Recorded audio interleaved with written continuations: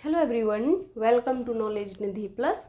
स्वागत है आप सभी का हमारे चैनल नॉलेज निधि प्लस में। आज हम बात करने वाले हैं, जैसा कि हमारा टॉपिक क्या चल रहा है, टॉपिक चल रहा है हमारा वाक्य। हम वाक्य विचार पढ़ रहे हैं। तो कल हमने वाक्य में क्या जाना, वाक्य किसे कहते हैं, वाक्य के कितने भेद हैं। तो वाक्य के प्रकार या भेद हैं दो। कौन से? एक तो हमारा रचना के आधार पर और एक होता है हमारा अर्थ के आधार पर। तो अर्थ के आधार पर वाक्यों को 8 भागों में बांटा गया है। तो आज हम पहले अर्थ के आधार पर ही बात करेंगे और रचना के आधार पर 3 भागों में बांटा गया है। तो पहले हम अर्थ के बारे में जानेंगे कि अर्थ के आधार पर कौन कौन से वे 8 वाक्य हैं, उनको हम जानेंगे एक एक करके। तो पहले बात करें हम विधिवाचक की। इसे विधानवाचक भी कहते हैं और इसे साधारण वाक्य भी कहते हैं। तो साधारण वाक्य क्या होते हैं? साधारण वाक्य होते हैं जिस वाक्य से कार्य होने की क्या मिले, इंफॉर्मेशन मिले, यानी सूचना मिले, उसी को हम क्या बोल देते हैं, साधारण वाक्य है। जैसे मीरा गीत गा रही है, तो मीरा गीत गा रही है, उसके गाने की हमें सूचना मिल रही है। ऐसे ही वह विद्यालय जाता है, तो वह विद्यालय जाता है, कोई भी बच्चा मतलब विद्यालय जाता है तो उसके जाने की हमें इन्फॉर्मेशन मिल रही है। तो इससे बस इन्फॉर्मेशन मिलती है, जानकारी मिलती है, वही हमारा क्या होता है, साधारण वाक्य कहलाता है। अब बात करें हम दूसरे की, जिसे हम नकारात्मक वाक्य या निषेधात्मक वाक्य भी बोल देते हैं। तो निषेधात्मक वाक्य हम कैसे पहचानेंगे? किसी भी वाक्य में ना मिल जाएगा, मत मिलेगा या नहीं, ऐसे शब्द आएंगे। तो यही हमारे क्या इन्हीं से हम क्या पहचान पाएंगे कि हमारा नेगेटिव है। जैसे इसकी परिभाषा की बात करें तो जिससे नकारात्मक सूचना मिले, यानी कोई जानकारी मिले, हमें इन्फॉर्मेशन मिले, लेकिन वो कैसी हो, नेगेटिव हो, कोई किसी काम को नहीं होने का बोध हो, तो वही हमारी क्या होगी, निषेधात्मक या नेगेटिव सेंटेंस, या फिर हम नकारात्मक भी बोलते हैं। अगर मैं उदाहरण की बात करूं तो वह नहीं पढ़ रहा है, तो इसमें नहीं आ गया, वह नहीं पढ़ रहा है। धूप में मत खेलो, मत आ गया। सोहन बाजार न गया, तो ये शब्द मिल जाएंगे। वैसे ये तो इजी है, सभी पहचान ही लेते हैं। तो ये हो विधिवाचक हो गया, निषेधात्मक हो गया। अब बात करें प्रश्नवाचक की। तो प्रश्नवाचक क्या है? किसी से प्रश्न करना हो। और बेसिकली हम पहचान लेते हैं इनको कि जो जिस वाक्य में कब, क्यों, कैसे, कहाँ, किसने, किसको, कितना, कितनी, ऐसे वर्ड मिलते हैं, ऐसे शब्द मिलते हैं, तो हमें पता चलता है कि वो सेंटेंस कौन सा है, यानी वो वाक्य कौन सा है, प्रश्नवाचक है। तो प्रश्न सूचक वाक्य भी कहते हैं इसे। तो ये हमारे, जैसे इसके उदाहरण की बात करूं, तुम कहाँ जा रहे हो, और इसके पीछे क्या आएगा, क्वेश्चन मार्क आएगा, यानी प्रश्न सूचक चिन्ह आएगा।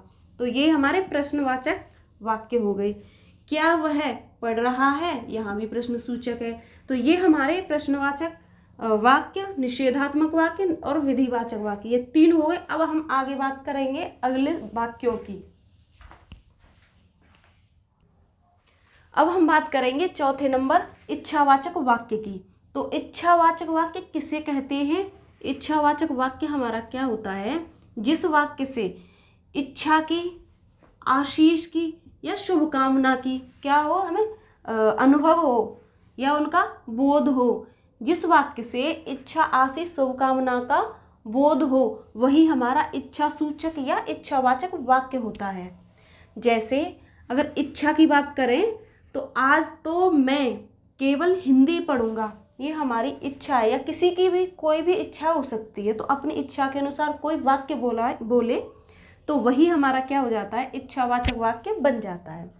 आशीष भी आता है इसी में। आशीष की बात करें तो तुम्हारा कल्याण हो या फिर सौभाग्यवती हो, इस तरीके के जो वाक्य आते हैं वो हमारे आशीष में होते हैं, यानी वैसे होंगे तो इच्छावाचक ही, लेकिन आशीष देते हैं वो भी हमारे वो भी हमारे अंदर की इच्छा ही होती है। ऐसी शुभकामना, जब हम किसी को शुभकामना देते हैं तो वो भी इच्छा का ही एक रूप होता है, हमारी इच्छा ही होती है वो भी। तो शुभकामना में जैसे ईश्वर करे तुम परीक्षा में सफल हो जाओ, तो ये क्या है, ये भी एक इच्छा है। ये इच्छा किस रूप में प्रकट हो रही है, ये शुभकामना के रूप में प्रकट हो रही है, और ये आशीष के रूप में प्रकट हो रही है, और ये इच्छा है हमारी, जो इच्छा के रूप में प्रकट हो रही है। तो ये हो गया हमारा इच्छावाचक वाक्य।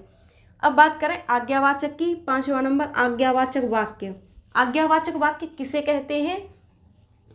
जिस वाक्य से आज्ञा, प्रार्थना तथा उपदेश इनका बोध हो। उपदेश, आज्ञा, प्रार्थना का बोध होता है जिस वाक्य से, उसी को हम क्या बोल देते हैं? आज्ञावाचक वाक्य बोलते हैं। जैसे आज्ञा की बात की जाए तो इसमें क्या है? बाजार से फल लेकर आओ। कोई आदेश दे रहा है, या कोई बड़ा बच्चे हो या किसी छोटे को आदेश, या कोई मालिक अपने नौकर को आदेश दे सकता है, बाजार से फल लेकर आओ। तो इसमें क्या है? आज्ञा हो रहा है, आज्ञा हो रही है, इसमें आज्ञावाचक वाक्य बन रहा है, ये आज्ञा दी जा रही है। ठीक। अगर प्रार्थना की बात करें तो प्रार्थना भी हमारी किस में आती है? आज्ञावाचक में आती है।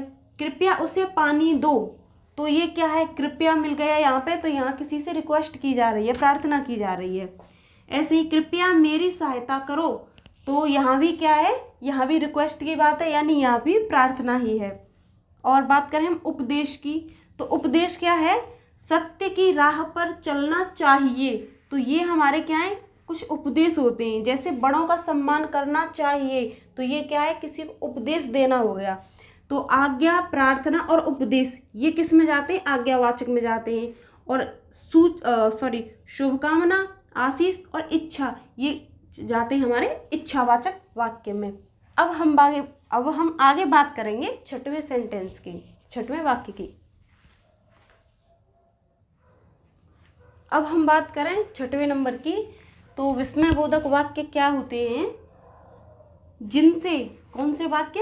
जिनसे दुख, घृणा, हर्ष, आश्चर्य, आनंद का बोध हो। यानी जिन वाक्यों से हमें हर्ष, आनंद, आश्चर्य, हर्ष इनकी अनुभूति हो, उसका बोध हो कि इंसान सामने वाला खुश है या दुखी है या फिर आश्चर्य कर रहा है, ये हमारे मनोभाव होते हैं। अंदर के जो मनोभाव निकलते हैं उनको हम विस्मयबोधक वाक्यों में रखते हैं।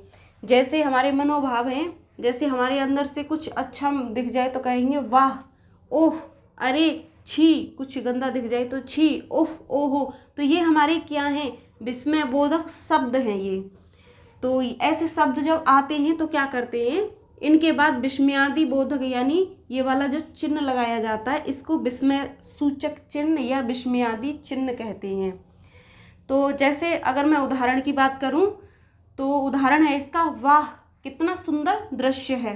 तो यहाँ पे क्या है? एक्सक्लेमेटरी जो साइन लगा है, इससे पता चल रहा है कि ये कैसा सेंटेंस है, ये विस्मयबोधक वाक्य है। ओह, तुम भी आ गए, तो यहाँ भी क्या लगा है? विस्मयबोधक जो हमारा साइन है वो लगा है। और यहाँ पे भी अचंभे की बात हो रही है, यानी आश्चर्य की बात हो रही है। ओह, तुम भी आ गए, तो ये हमारे वाक्य कौन से हो गए? विस्मयबोधक वाक्य हो गए।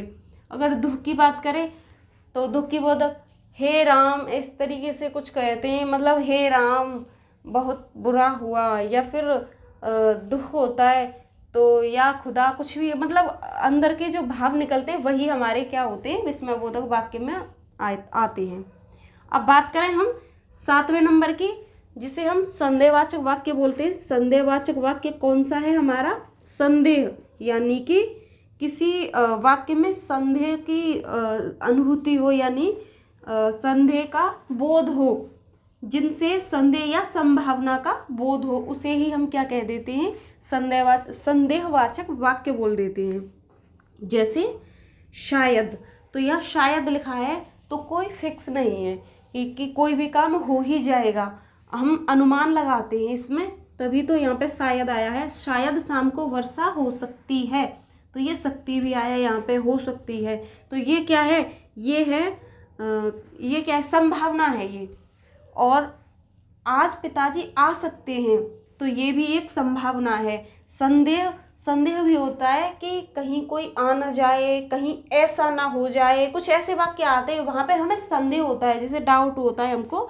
तो ऐसे वाक्य जब आते हैं तो वो वहाँ पे संदेह पैदा होता है, उसे भी हम संदेहवाचक वाक्य में रखते हैं। और जहाँ संभावना का बोध होता है उसे भी हम संदेहवाचक वाक्य में रखते हैं। तो ये हमारा विस्मयबोधक वाक्य हो गया और ये हमारा संदेहवाचक वाक्य हो गया।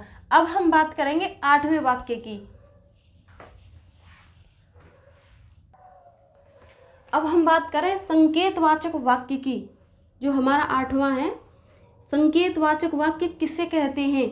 जिन वाक्यों से किसका, संकेत का या शर्त का बोध हो, उसी को हम क्या कहते हैं? संकेतवाचक वाक्य कहते हैं। और जो संकेतवाचक वाक्य है इसके कितने खंड होते हैं? 2 खंड होते हैं। एक प्रधान उपवाक्य होता है इसमें और एक आश्रित उपवाक्य होता है इसमें। जैसे अगर मैं एग्जाम्पल की बात करूं तो इसमें क्या है? यदि वर्षा होगी तो फसल अच्छी होगी। तो फसल कैसी होगी? अच्छी होगी। तो इसमें क्या है? इसमें शर्त है, इसमें ठीक शर्त है। अगर वर्षा होगी तो ही फसल अच्छी होगी, अन्यथा नहीं होगी। तो ये डिपेंड है किस पे? वर्षा पे। तो इसमें क्या हो गया?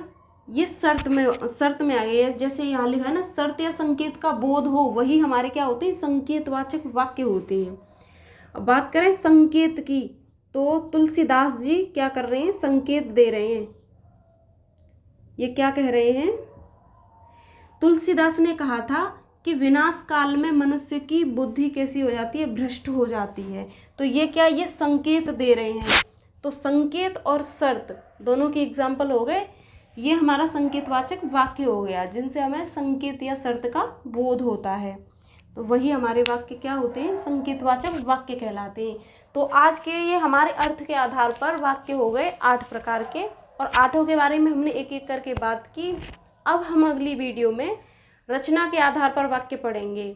तो मैं आशा करती हूँ कि जो मैंने आज समझाने की कोशिश की थी शायद आपको समझ में आया होगा। तो जब तक के लिए नमस्कार, धन्यवाद।